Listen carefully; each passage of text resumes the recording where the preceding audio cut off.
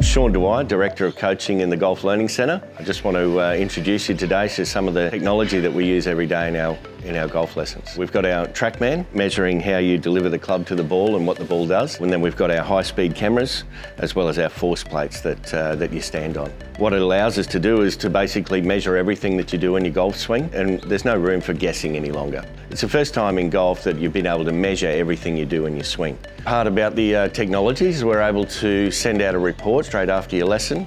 It's a TrackMan report that tells you all the data about how you deliver the club, as well as video report that allows you to watch time and time again what we did in your swing. And we keep it on file here, so next time that you come in, we're able to start off right where we finished last lesson. So it speeds up the whole process again. Thanks for listening. If you feel like the technology might help you and you'd like to come down to Victoria Park for a golf lesson, please come down. We'd love to see you.